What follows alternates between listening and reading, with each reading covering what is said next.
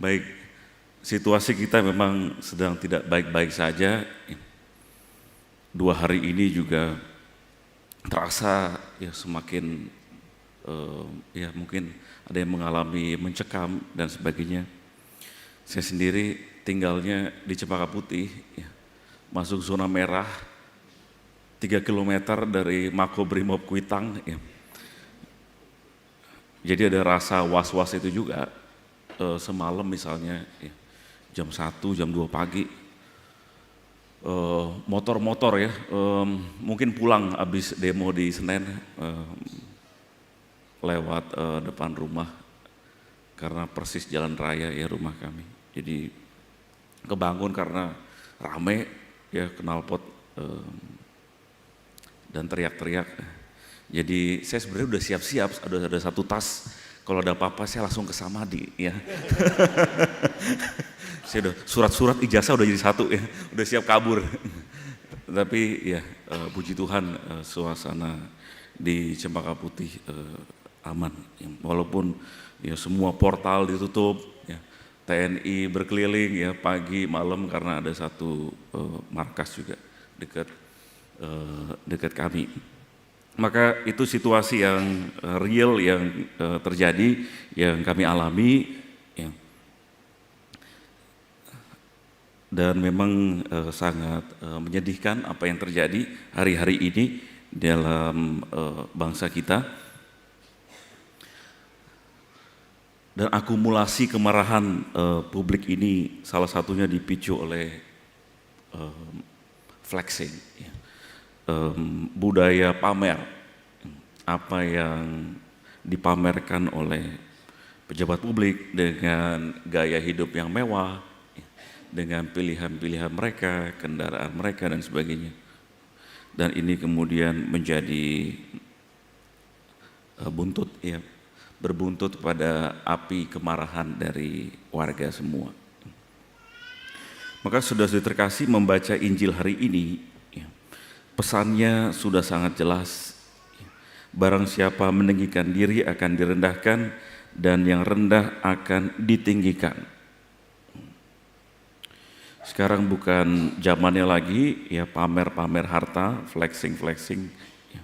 Karena ternyata kemudian apa yang mereka lakukan sekarang menerima buahnya, ya, menerima akibatnya. Bahwa ternyata selama ini hanya dipendam, ya, ketika kesabaran itu udah mulai tipis, kemudian meledaklah seperti yang kita lihat hari-hari ini dan juga semalam yang semakin meningkat eskalasinya.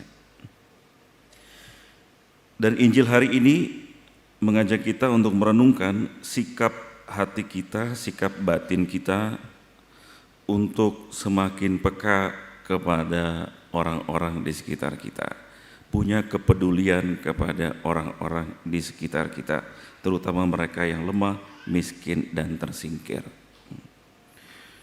Ketika dalam pertemuan para Romo beberapa bulan yang lalu, bulan Maret atau April, Bapak Uskup sudah mewanti-wanti hal ini. Ya. Para Romo diajak mengencangkan sabuk, ya, ikat pinggang, menghentikan pembangunan yang bisa sementara dihentikan, ya, menyimpan dana yang ada supaya kalau terjadi sesuatu, maka gereja bisa berbuat juga sesuatu. Dan ternyata apa yang direfleksikan Bapak Uskup bulan-bulan yang lalu ini ya, pecah ya, beberapa hari ini ya. Kita diajak juga untuk menghemat ya, apa yang kita punya untuk situasi yang tidak tahu apa yang akan terjadi di masa yang akan datang. Dan kemudian ada satu kata yang terus diulang oleh Bapak Uskup juga, ya. Dan menurut saya kata ini sangat bagus, yakni bela rasa, ya. Bela rasa, kata yang sering kita dengar, yang sering diulang-ulang, ya, kita diajak untuk berbela rasa. Ya, apa itu bela rasa? Kita diajak untuk yang pertama punya kepedulian, punya kepekaan, punya empati terhadap perasaan orang lain, terhadap situasi yang sedang terjadi, ya. Tetapi nggak cukup dengan empati, tidak cukup dengan perasaan. Kita diajak juga untuk membuat sebuah gerakan nyata. Ya, bela rasa berujung pada gerakan nyata. Jadi kita merasakan apa yang dirasakan orang lain, tetapi kita juga diajak untuk membuat gerakan nyata.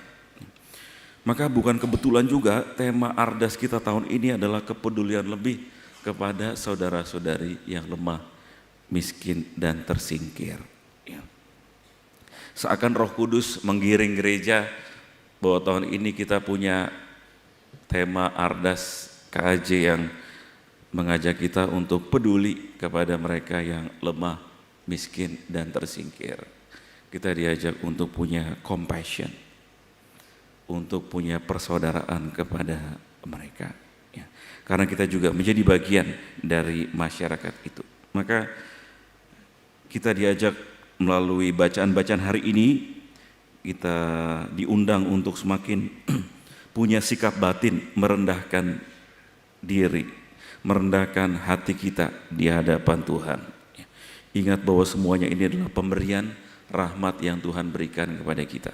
Dan bagaimana rahmat Tuhan itu butuh tanggung jawab dari kita untuk mengelolanya. Dan kita semoga semakin punya sikap berbela rasa kepada saudara-saudari kita, ya, punya rasa. Ya, itu yang mungkin hilang dari pejabat-pejabat kita saat ini, ya, punya rasa kepada masyarakat yang tengah dihimpit dari atas dari bawah, ya, penghasilannya mepet, pajaknya naik, ya, punya rasa kepada kegelisahan yang tengah terjadi dalam masyarakat kita. Semoga ini satu perenungan singkat. Mari kita lanjutkan perjalanan hidup kita agar kita semakin dapat menghidupi compassion, semangat bela rasa itu dalam hidup kita bermasyarakat. Tuhan Yesus memberkati. Amin.